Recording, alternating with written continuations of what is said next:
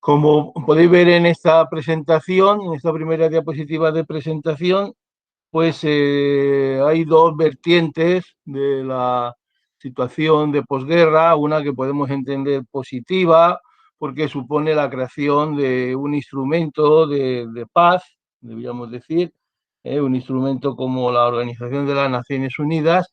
que va a permitir la resolución de los conflictos por medios pacíficos. Para esta, la veremos, se toma como referencia, obviamente, la situación anterior de la Sociedad de Naciones, la institución anterior de la Sociedad de Naciones, y podemos decir que el resultado, con todas sus limitaciones que queramos exponer, pero ha sido positivo. Pero tiene otra vertiente, que es la creación de organizaciones militares, el enfrentamiento entre las dos potencias, que, como sabéis, pues durará prácticamente toda la mitad del siglo, prácticamente 50 años, desde el año 45, 46 que se inicia, hasta los años 89, 92, en los que concluye esta Guerra Fría y podemos entender que con la victoria de Occidente. Vamos a referirnos brevemente a la ONU. Como tenéis en los apuntes, el origen inicial de la organización se encuentra en la propia Carta del Atlántico que firmaron Churchill y Roosevelt en el año 41, que ya preveía, claro, antes de entrar en guerra Estados Unidos, la institución de un sistema de seguridad mejorado respecto a la situación anterior.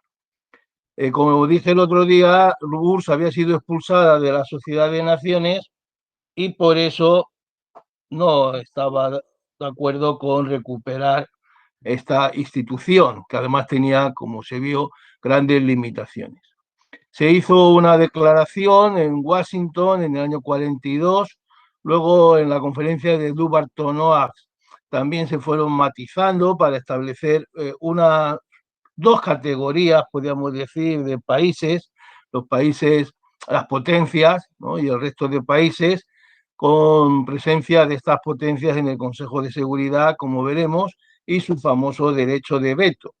Y ya en Yalta se concretó este derecho de veto para los 5 grandes miembros, que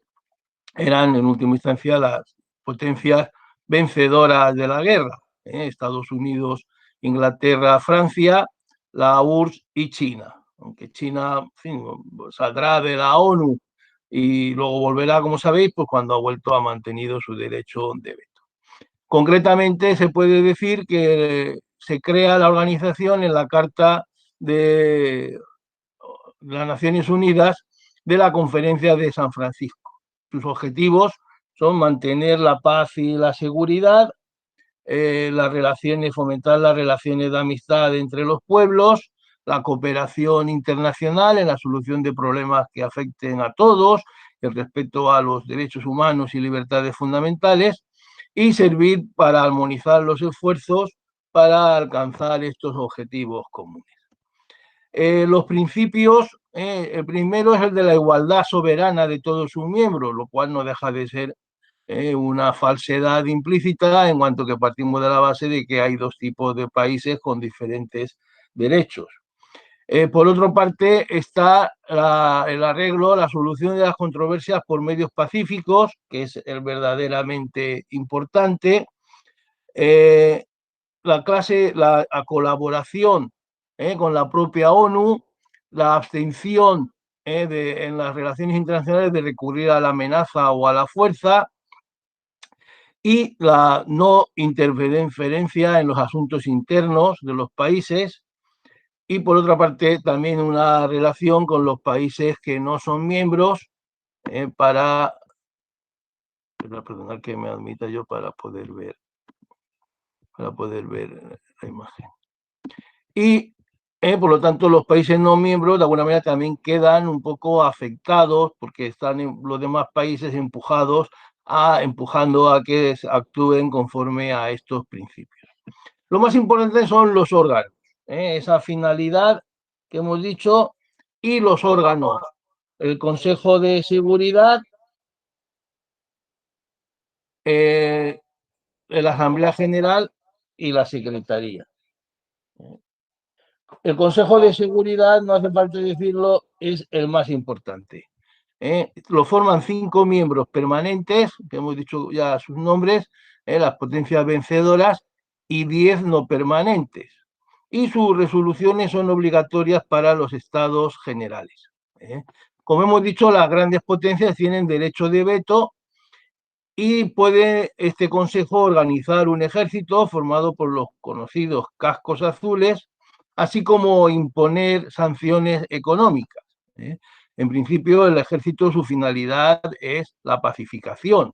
aunque en el caso de la guerra de Corea, en un momento en el que la URSS había salido del Consejo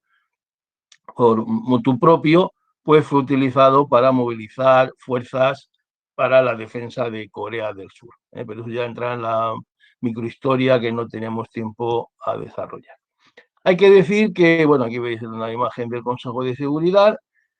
y luego está la Secretaría General, que es el órgano administrativo, que no es el presidente de la ONU, por eso no se llama secretaría y no se llama presidencia, sino que realiza una labor interna de dirección interna de la organización y de mediación entre los diferentes miembros y entre los diferentes estamentos.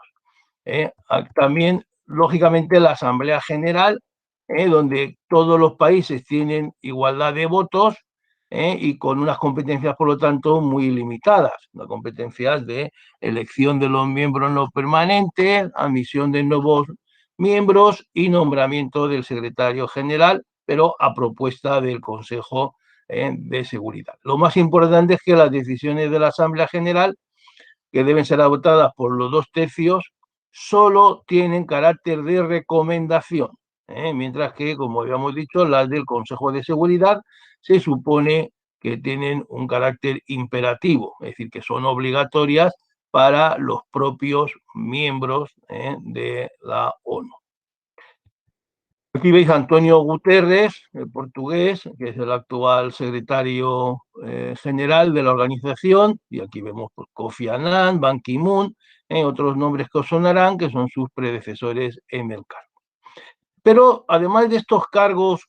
que podemos decir fundamentales, hay otros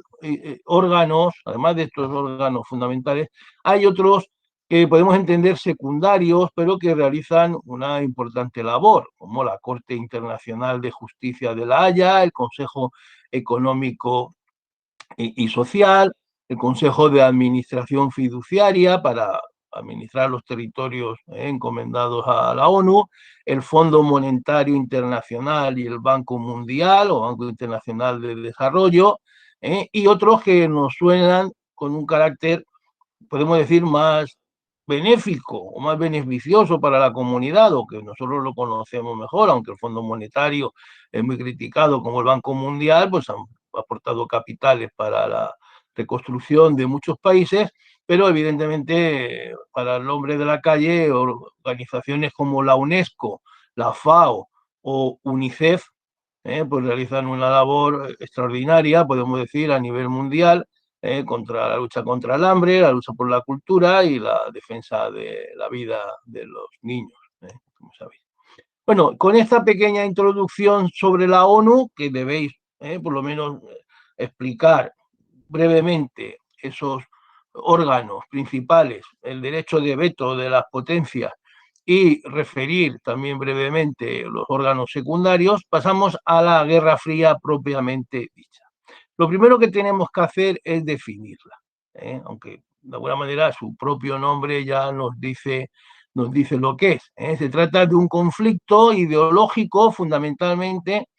que durante la segunda mitad del siglo XX entre los bloques occidental capitalista liberal, liderado por los Estados Unidos, y el oriental comunista socialista, liderado por la Unión Soviética. Cuando decimos socialista, se entiende de dirección central, es decir, comunista, diferenciando el socialismo liberalizado, socialdemocracia, del comunismo de partido único y dirección central. Este enfrentamiento tuvo lugar en todos los niveles,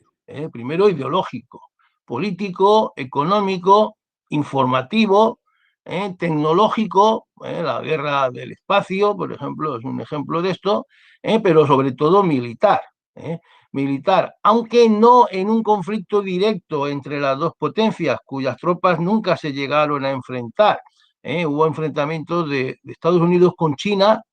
por ejemplo, lo hay en Corea, de la URSS con otros territorios, por ejemplo en Afganistán, pero nunca hubo un enfrentamiento directo que recuerde por lo menos o significativo entre estadounidenses y soviéticos. De ahí que se le diera el nombre de Guerra Fría, de guerra incruenta, aunque es una guerra, como podéis ver, muy larga y en realidad va a ser muy cruenta. Fijaros que es un proceso largo y complejo. Aquí os he recogido todas las referencias que vamos a intentar explicar o por lo menos mencionar,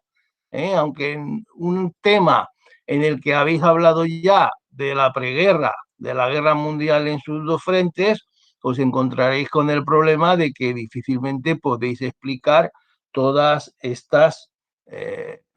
actuaciones, todas estas acciones en las que se concreta la Guerra Fría. Por lo tanto, os debéis limitar a recordarlas, si podéis recordar también la fecha y solamente, por decir así, referirlas. Es imposible que os dé tiempo. Yo obviamente voy a intentar explicarlas, pero tampoco puedo entretenerme, porque de que esto requeriría pues, prácticamente un trimestre, ¿no? Explicar cada uno de estos temas podría llevarnos una clase por sí mismo. Lo importante es que tengáis la visión de conjunto y en esta visión de conjunto no debéis olvidar que este proceso largo se entremezcla, se confunde con la descolonización. De hecho, el temario, en mi opinión, adolece de un defecto importante, y es que separa radicalmente lo que es el proceso de Guerra Fría de lo que es el proceso de descolonización, cuando posiblemente debería haberlo separado a nivel cronológico, una primera etapa, incluyendo Guerra Fría y descolonización, y una segunda. ¿Por qué? Porque evidentemente la guerra de Indochina, por ejemplo, donde el gobierno francés, el Estado francés, se enfrenta a unas guerrillas, un ejército organizado por China, inicialmente por Rusia, como es el ejército que será luego Vietnam del Norte, es un proceso de descolonización, pero evidentemente, por tratarse de un país capitalista que lucha con un ejército, una guerrilla comunista, pues también es un proceso de la Guerra Fría. Nosotros no lo vamos a nombrar hoy, pero está implícito que en esa descolonización también hay una cuestión ideológica. Es lo que pasa en la Guerra de Argel, donde también los franceses son expulsados de Argel por una guerrilla revolucionaria de carácter socialista. No es, por tanto, una cosa desideologizada, sino una cosa muy claramente ideologizada. Ideologizada. Guerras como la del Congo, la de Biafra, la de Etiopía, la de Angola, son guerras ideológicas, por lo tanto, además de descolonizadoras, porque en ellas como consecuencia de ellas se instauran regímenes socialistas, aunque algunos de ellos luego evolucionaron. No es tan claro en la descolonización del mundo árabe, donde, como veremos, pues el conflicto árabe-israelí hará que los países árabes o algunos de ellos se apoyen en la URSS, aunque prácticamente podemos decir que no instauran regímenes verdaderamente socialistas. ¿Cuándo se produce la ruptura? La ruptura se va a producir después de una primera etapa en la que todo da a entender que puede haber una convivencia pacífica. Tenemos los juicios de Nuremberg, la retirada de la URSS del norte de Irán, el gobierno de Beneš en Checoslovaquia, que era el mismo presidente que había estado antes de que Hitler invadiera este país, conformó un gobierno de unión nacional. En los países ocupados por el Ejército Rojo, todavía hay regímenes, por lo tanto, de transición, podemos decir, de mixtos, de colaboración, pero ya en el año 46 se va a producir en febrero pues, el descubrimiento de una red de espías soviéticos y Stalin va a lanzar un duro discurso en la que habla de la incompatibilidad de capitalismo y comunismo y la necesidad de rearmarse de la Unión Soviética ante la amenaza nuclear. No olvidemos que en ese momento ya está puesto de manifiesto que Estados Unidos cuenta con la bomba nuclear. Y en marzo del 46, según esos regímenes del este de Europa se ve claramente que van evolucionando hacia un sistema de control por parte de los comunistas, Churchill lanza su famoso discurso en Missouri, en la Universidad de Missouri, en Fulton, sobre el telón de acero. El telón de acero que ha caído desde Dinamarca hasta Yugoslavia, divide Europa en dos y separa una Europa liberal y democrática de una Europa bajo el yugo, lo que él llama el yugo comunista. Esto supone que el año 47 ya se va incrementando, por decir así, el distanciamiento. En Polonia se instaura un régimen con los candidatos comunistas, con unas elecciones, por decir así, dirigidas por la presencia soviética, y esto hace que, aquí veis la foto de Churchill, que ya no era en ese momento, o todavía no era, había cesado y todavía no había regresado al poder, se dedicaba a dar conferencias y cobrarlas considerablemente, y aquí veis ese telón de acero que fijaros que todavía no incluye Checoslovaquia, porque era el que en su momento denunció Churchill. Yugoslavia, como lo veis, está matizada porque el régimen de Tito, según veremos, pues siendo socialista, no se dejó avasallar como los demás por la URSS, porque las tropas soviéticas no habían ocupado el país, que habían abandonado los alemanes y las guerrillas comunistas, o sea, de Tito, se habían apoderado. En marzo del 47, ante la debilidad inglesa para seguir apoyando sobre todo a Grecia, Truman coge el relevo y lanza la famosa doctrina Truman, de acuerdo con la cual, en un discurso en el Congreso, dice que Estados Unidos se propone ayudar a cualquier gobierno que haga frente a la amenaza comunista. Esto se debía a que en Grecia había una guerra civil entre los elementos monárquicos liberales y los guerrilleros comunistas, y esto precipitó a la salida de los ministros comunistas, que ahora habían en algunos gobiernos de coalición, en París, en Roma y en Bélgica, en Bruselas, en ese periodo de inicios del año 47. Y acompañando a esta postura está el Plan Marshall. El Plan Marshall nace del convencimiento de las autoridades norteamericanas de que no puede haber una Europa libre si Europa es pobre. ¿Por qué? Porque son conscientes, y lo dice Marshall en su famoso discurso en Harvard, son conscientes de que la pobreza es muy revolucionaria, es decir, la pobreza es lo que puede hacer triunfar la revolución socialista en Europa. Como el plan fue propuesto por el secretario de Estado George Marshall, que había sido, como en fin, sabéis, no sé si lo llegamos a decir, pero lo conocéis, había sido el general que había dirigido la guerra desde Washington, al lado del presidente Roosevelt, y con Truman adquirió este papel político, ya no militar, de secretario de Estado, es decir, ministro de Asuntos Exteriores, y con colaboración, lógicamente, en acuerdo con el presidente, lanzó esta propuesta de generosa ayuda económica. Era evidentemente un plan que servía a los intereses de Estados Unidos, eso no se puede negar, intereses económicos y diplomáticos, de asegurarse una importante clientela y sobre todo de asegurarse pues, una apoyo en lo que ya se preveía iba a ser a largo plazo un enfrentamiento por el liderazgo mundial con la Unión Soviética. Esto supuso la entrada de capitales a cada uno de los países aliados de Estados Unidos, cada uno lo utilizó como consideró más conveniente. En primer lugar, para acabar con el hambre, para comprar alimentos, porque la situación en el año 47 en Europa, en muchas zonas, era prácticamente de hambre. Y luego, pues para reactivar todas aquellas industrias que habían quedado destruidas por la guerra. Stalin, obviamente, se negó a aceptar ese plan, obligando a los países bajo su influencia a rechazar la ayuda, y contrarrestó creando la Cominform, una oficina de información para coordinar las políticas de los partidos comunistas europeos, no solo de un lado del telón de acero, sino de todos.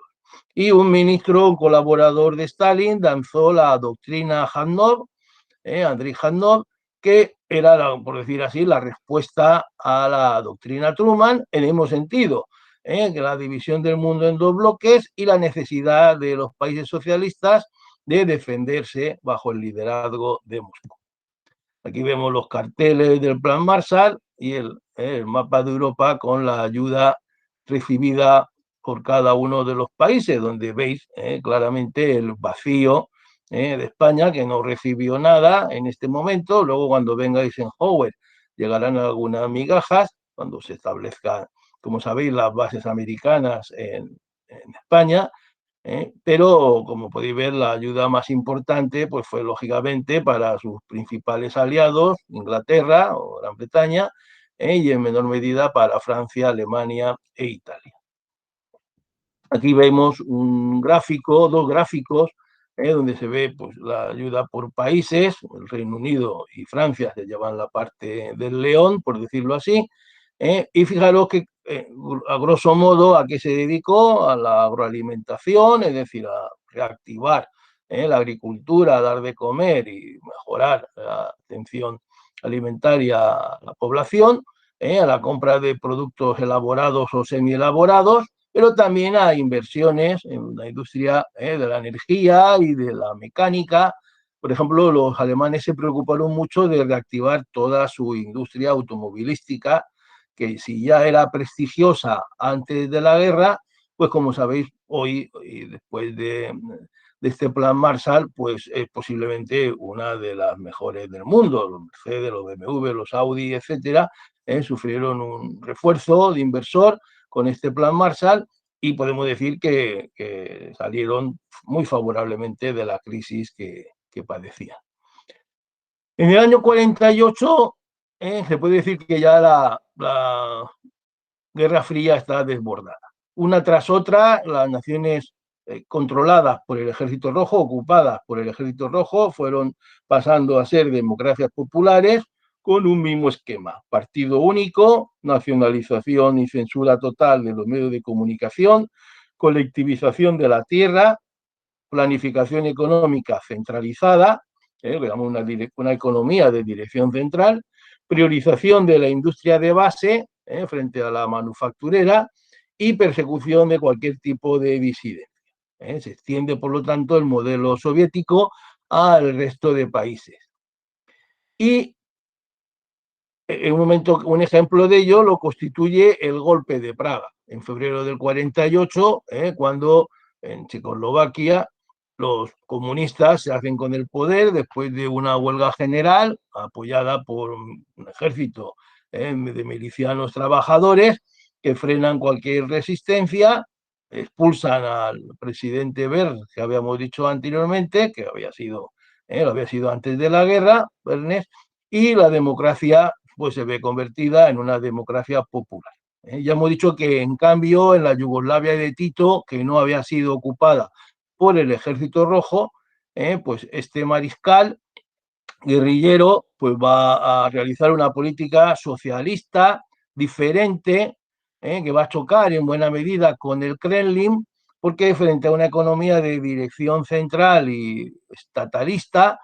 pues él va a instaurar lo que podemos llamar una economía socialista cooperativista. en su momento se estudiaba como un modelo socialista alternativo, hay que decirlo, pero como todos sabéis, pues por causa de, en fin, de la colisión nacionalista, Yugoslavia, con la caída de los regímenes socialistas, pues fue destruida, fragmentada, y pues quedó, como sabéis, una serie de países, todos ellos abandonaron el socialismo, incluso este socialismo de rostro más humano y de menor centralización, que era el de la Yugoslavia de Tito. Como también recordaréis haber visto en alguna película, se produce el bloqueo de Berlín en el año 48. Los países occidentales, las tres potencias occidentales, unifican sus zonas, que recordad que se había dividido en 4 zonas de ocupación, las 3 de Estados Unidos, Inglaterra y Francia son reunificadas, los acuerdos de Londres, se crea una moneda, una nueva moneda. Los rusos no quieren que esa moneda entre en su zona porque lógicamente situaría su economía en manos de los americanos y de los ingleses fundamentalmente, y se produce un bloqueo de todo Berlín, cortando el ferrocarril, la carretera de comunicación, porque como sabéis Berlín estaba situado en el centro de la Alemania comunista, y se establece un puente aéreo impresionante para abastecer a la ciudad, a lo cual llevó ante el desprestigio que le suponía esta actuación a la URSS a que en el año 49 Stalin levantara el bloqueo. En ese año 49 se crea ya formalmente con constitución o ley fundamental, se llamó, para no llamarla constitución todavía, en la República Federal de Alemania, y ante ello, pues Rusia o la URSS creó en su zona de ocupación la República Democrática de Alemania. Pero ese fracaso que hemos dicho del bloqueo de Berlín se vio compensado porque en agosto de ese año 49 la URSS ya experimentó su primera bomba atómica, rompiendo el monopolio estadounidense y sembrando, hay que decirlo, el pánico entre la población. Lo habéis visto en muchas películas, que la gente en sus chalés se construían refugios atómicos, antiatómicos, y cosas similares, porque había una psicosis de que los rusos podían atacar con unos medios que hasta entonces estaban monopolizados por Estados Unidos, aunque como también sabéis, enseguida Inglaterra, y luego Francia, y luego China, y luego otros, pues accedieron también al armamento nuclear. En China, en el año 49, se produce la victoria comunista de Mao, que toma Pekín, y no es que tome Pekín, es que toma todo el continente, expulsando a las tropas de Chiang Kai-shek, que había sido el líder anterior a la guerra de gran parte de la población, que podemos decir así, liberal, no comunista, de China, y ahora se tiene que refugiar en la isla de Taiwán, protegido por la Armada norteamericana, donde establecerá primero una dictadura militar, que luego con el tiempo dará paso a la actual democracia, siempre bajo la protección de Estados Unidos. En ese momento Mao viaja a Moscú, que le ha ayudado en su victoria, y establece una alianza militar, aunque esa concordia será efímera. Y en esos años 50 y los primeros 60, pues Pekín va a lanzar una serie de campañas ideológicas, de reforzamiento ideológico del régimen, también con pretensiones económicas, como la campaña de las 100 flores, el gran salto adelante del año 58, y la famosa revolución cultural de los años mediados de los años 60, en la que, bueno, se hizo un refuerzo, por así decirlo, ideológico, enviando al campo a trabajar a los intelectuales menos convencidos, diríamos, o disidentes, o potencialmente disidentes,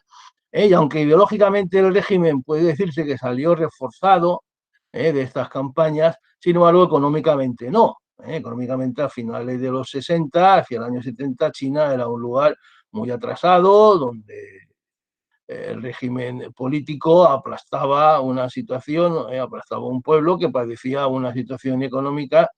pues muy atrasada, bordeando el hambre, con como todos sabéis, todos con su bicicleta, con su vestimenta igual para todos,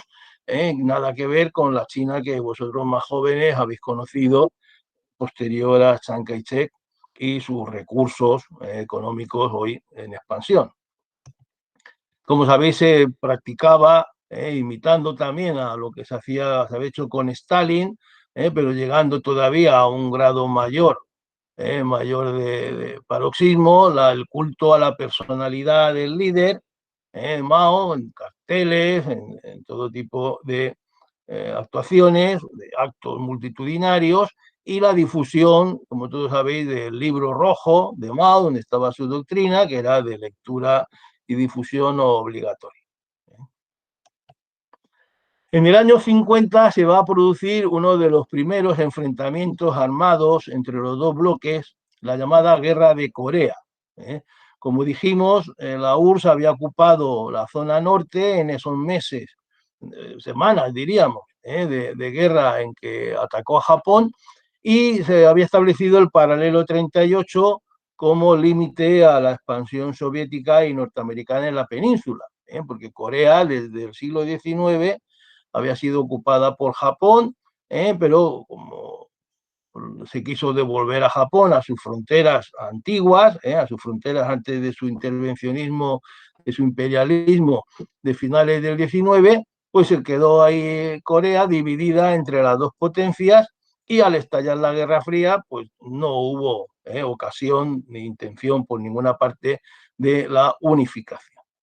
La Corea del Norte en manos de los comunistas con Kim Il-sung, que sabéis que es el abuelo del actual dirigente,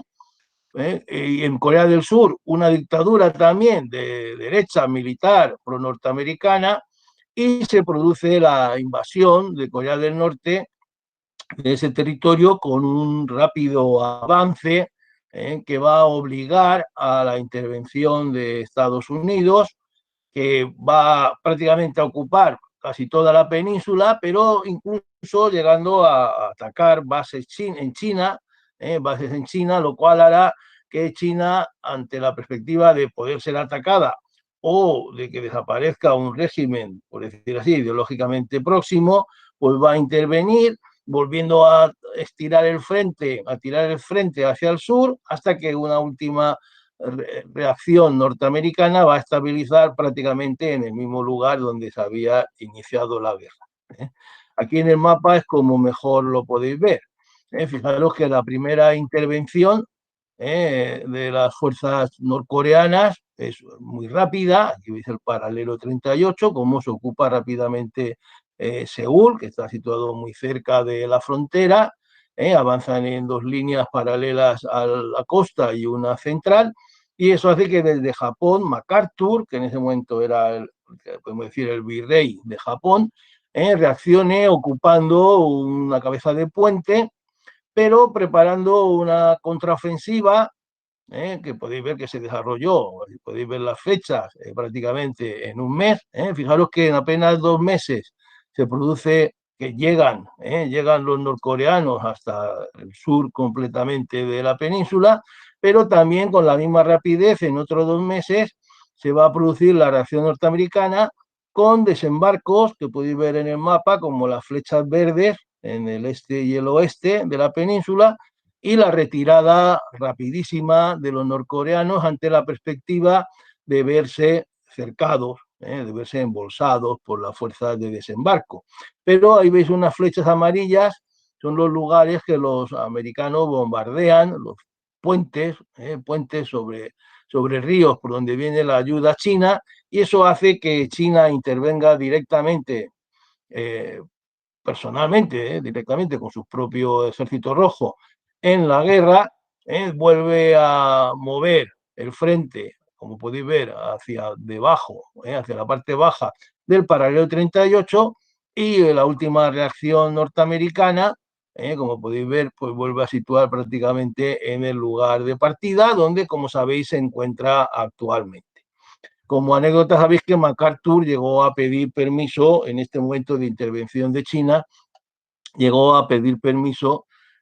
al presidente para utilizar la bomba nuclear, lo cual hubiera creado, pues evidentemente, un conflicto de grandes proporciones, y Truman no se lo facilitó, incluso lo destituyó. Hay una famosa película de MacArthur, se llama así, donde aparece pues la personalidad de este arrogante general que llegó a enfrentarse con el propio presidente. Paralelamente, el pánico que hemos dicho, creado por esa posesión de la URSS del arma nuclear, y la amenaza ya materializada de intervención de los comunistas, no solo en Europa, sino, como veis, también en Asia, pues llevó a la caza de brujas. La caza de brujas, dirigida, como sabéis, por el senador McCarthy, pues es un poco eso, la reacción ante la amenaza, una amenaza que es militar, pero que también se siente como una amenaza ideológica. De ahí que se quiera depurar, por decir así, de intelectuales de izquierda por los medios de comunicación, y fundamentalmente el cine, que es el gran medio de comunicación de ese momento, en el que la televisión todavía no se ha desarrollado. Y, como sabéis, pues todos los cineastas de izquierdas, algunos de ellos antiguos afiliados al Partido Comunista, pues son perseguidos, se les hace declarar. A los que son extranjeros, como Chaplin, se les obliga a abandonar Estados Unidos, a otros simplemente pues no se les contrata para ninguna película, estableciendo una censura. Y además hay un efecto simbólico, y es la ejecución, el juicio y ejecución del matrimonio Rosenberg, que habían sido, se supone, que eran los espías que habían permitido el acceso de los rusos a documentación para construir su propia bomba nuclear. Y esto viene acompañado, obviamente, de un cierto rearme ante el peligro de una intervención directa y rearme básicamente nuclear, es decir, el desarrollo no solo de la bomba de la bomba de uranio,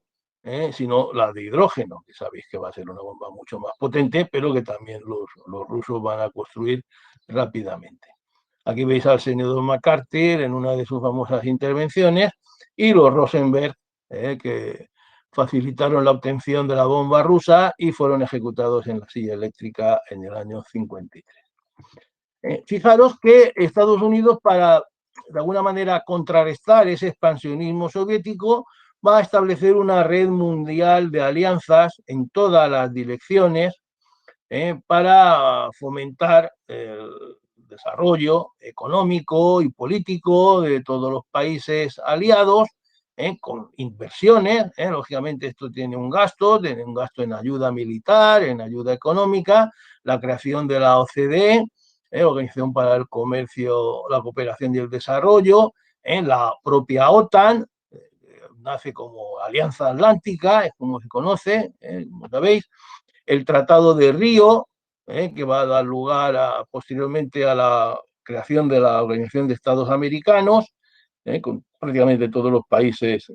centro y sudamericanos, que dependían económicamente mucho de Estados Unidos, el ANZUS, con sus grandes aliados en Oceanía, en Australia y Nueva Zelanda, a los que de alguna manera Estados Unidos había salvado de la invasión japonesa, y la SEATO en el sureste asiático, con Gran Bretaña y Francia, que tienen colonias todavía allí, Australia, Nueva Zelanda, Filipinas, Tailandia, Tailandia, que había apoyado, no lo olvidéis, a los japoneses, y ahora pues se alía lógicamente con los vencedores, y hasta el Pakistán, que también estará en el Pacto de Bagdad, con esos países recién descolonizados de Francia y Gran Bretaña, como son Irak, Pakistán,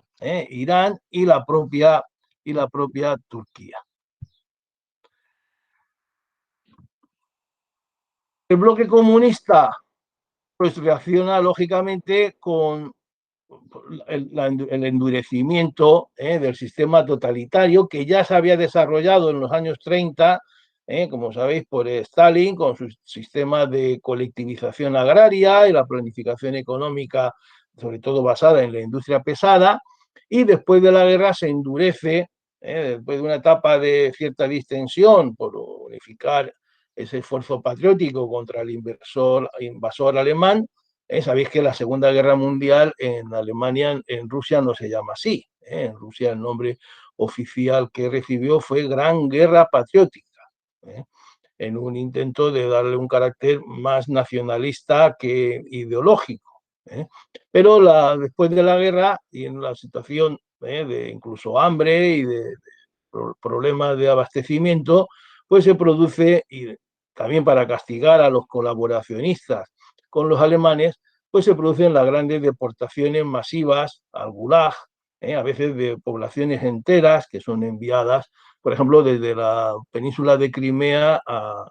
los tártaros que habían apoyado a los alemanes, son enviados en conjunto a Siberia. Luego regresarán. En fin, sabéis que Crimea es un problema hoy entre Ucrania y Rusia, y que los auténticos, los primigenios habitantes, pues fueron movilizados, trasladados por Stalin. Y las purgas internas, porque Stalin, la manera de mantenerse en el poder era continuamente estar depurando sus colaboradores, los principales generales que podían hacerle sombra, etcétera.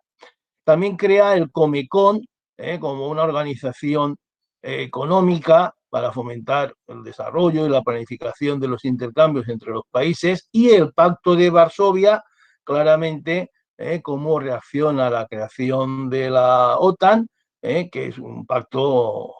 militar, lógicamente, y que permite la intervención de unos países, de Rusia en los demás países, de unos países en otros, pero básicamente de Rusia en los demás países en caso de peligro, es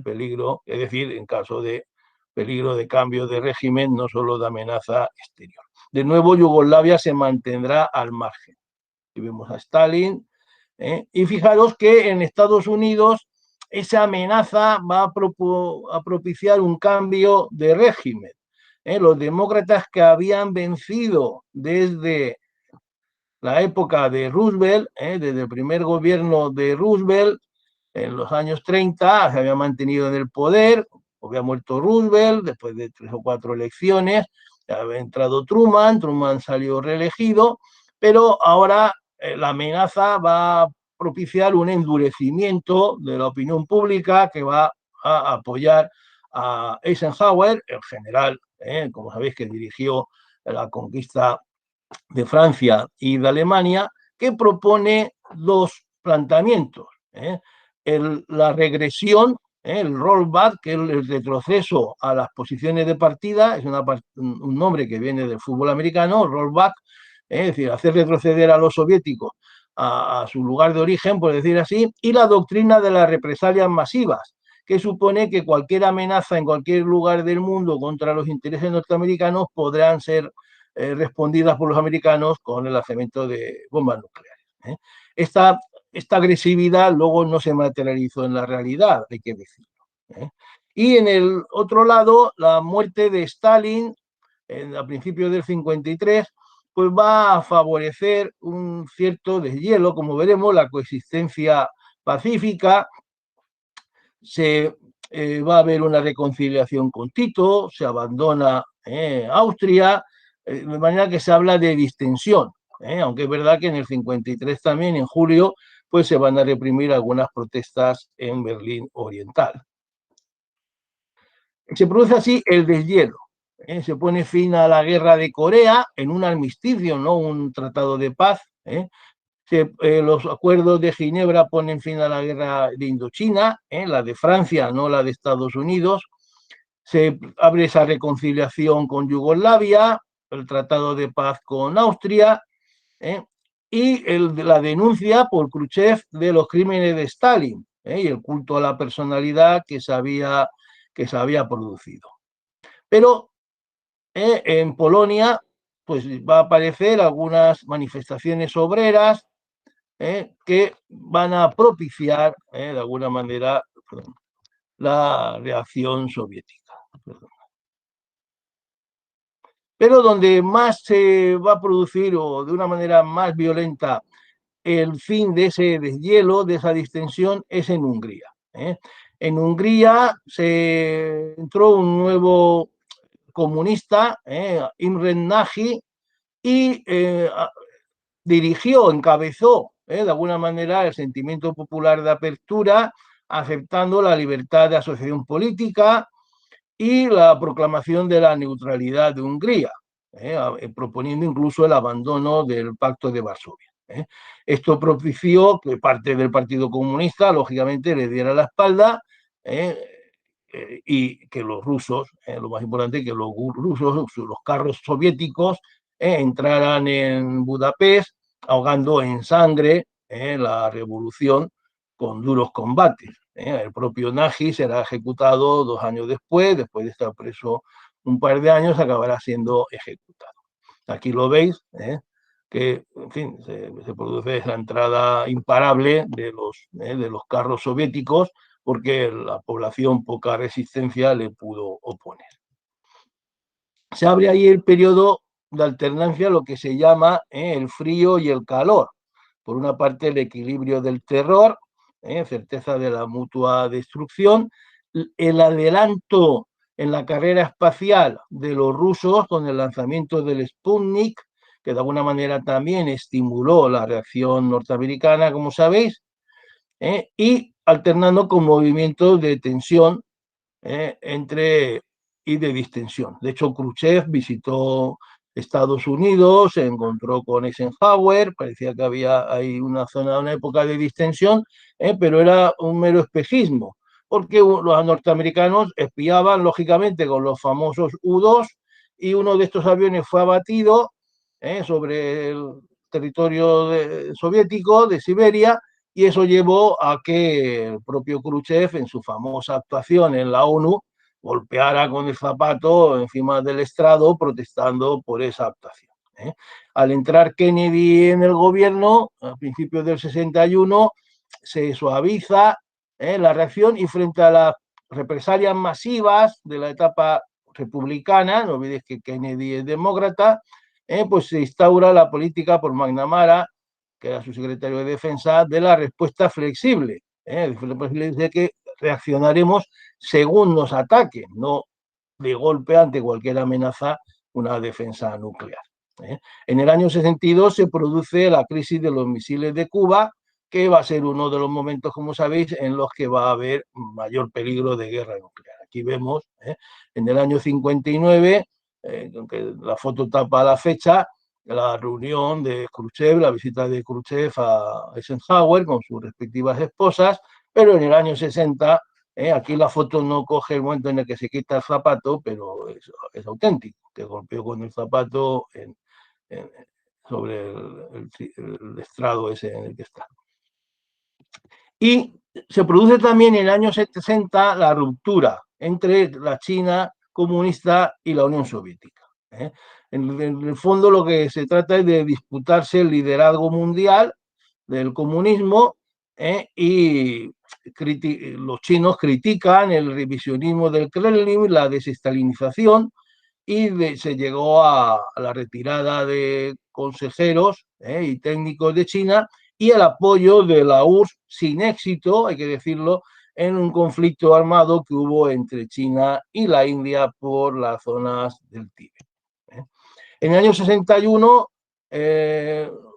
ante la salida, como sabéis, masiva de obreros, sobre todo cualificados, alemanes y de otros territorios hacia Occidente, pues se va a construir en una sola noche el muro de Berlín, que va a estar pues, prácticamente 20 años,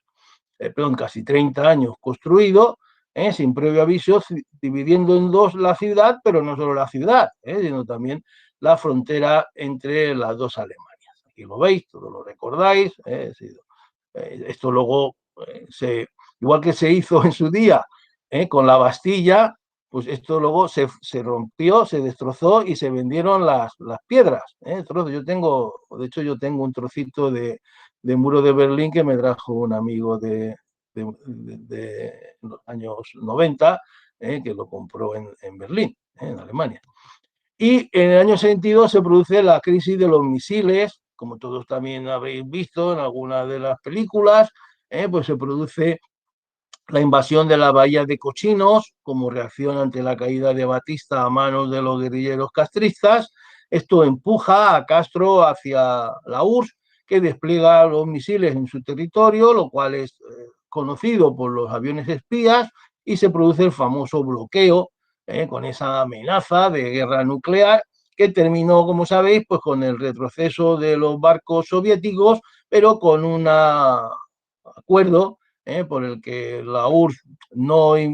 colocaba los misiles, América se comprometía a no invadir Cuba, como así hizo, y además se retiraron también otros misiles similares que tenía Estados Unidos en Turquía.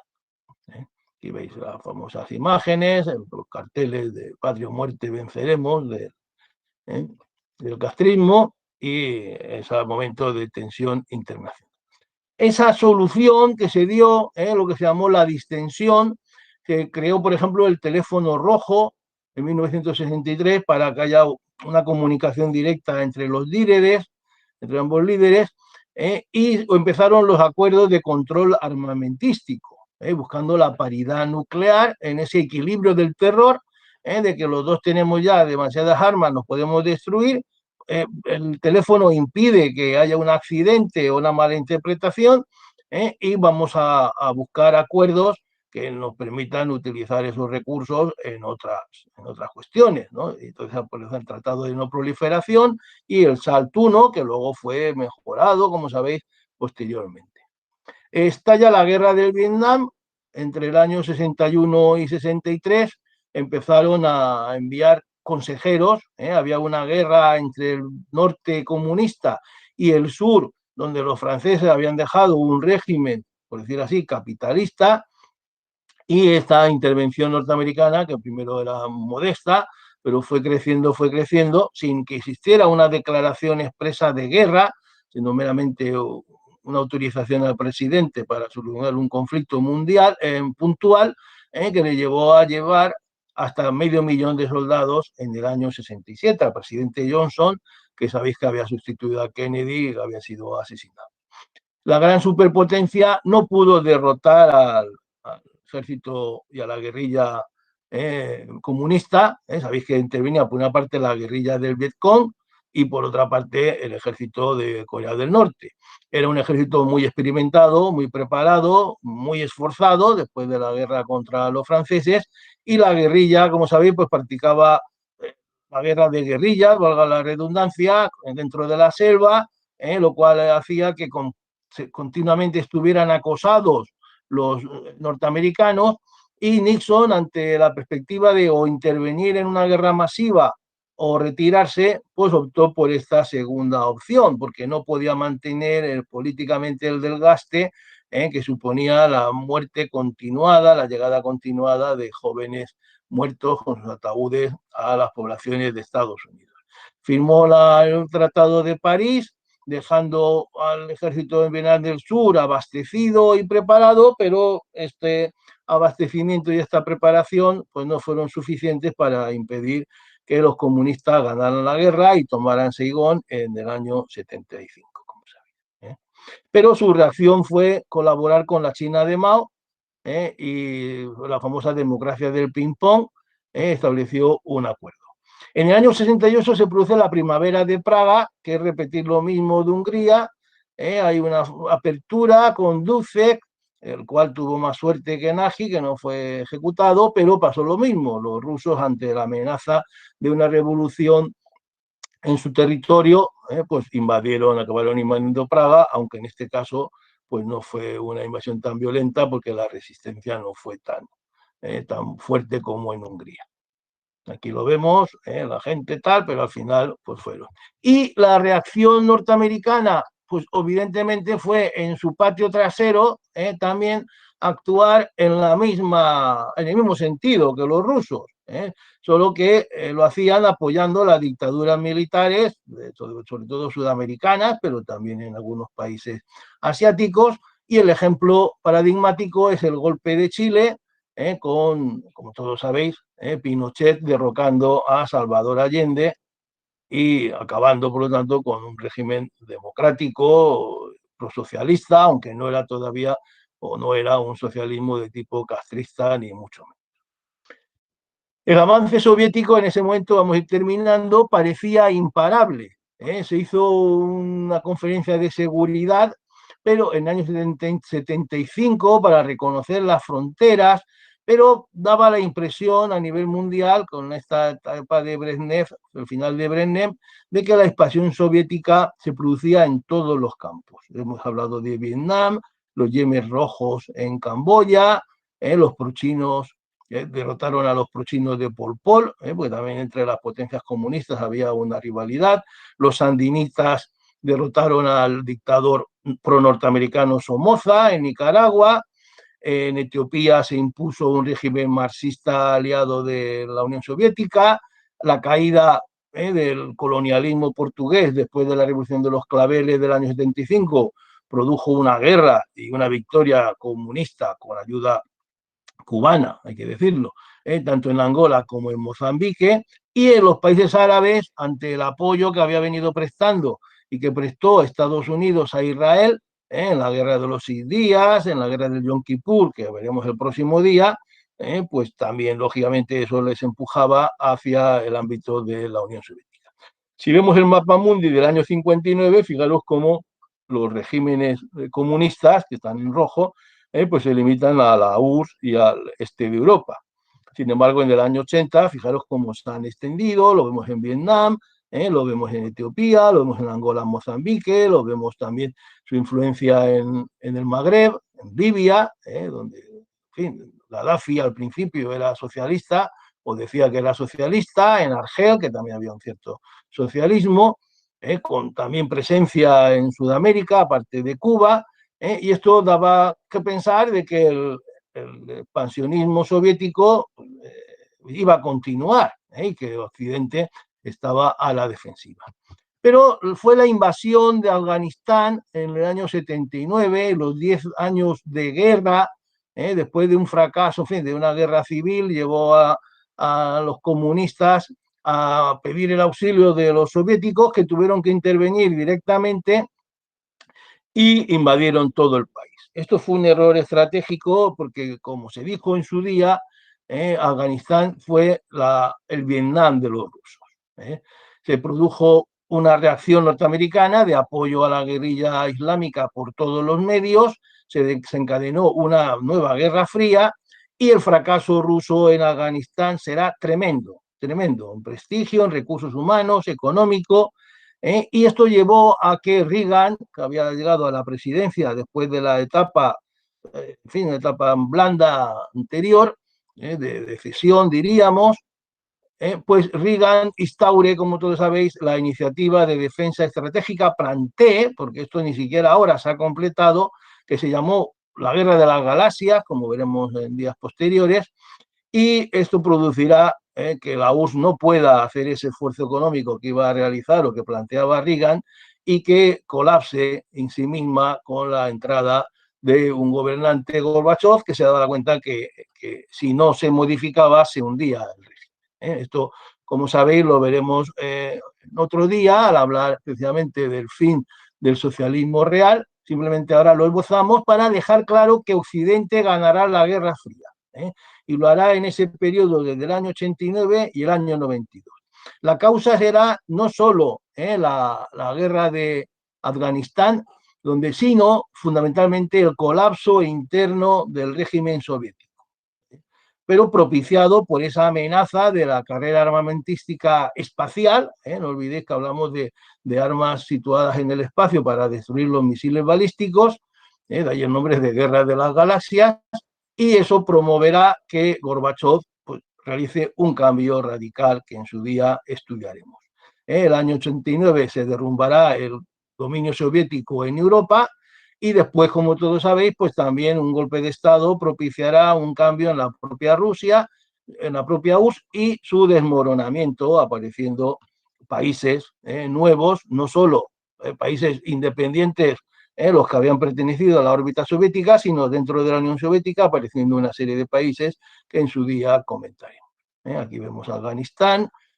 con su famosa geografía, que hacía imposible el control total. Como sabéis, los guerrilleros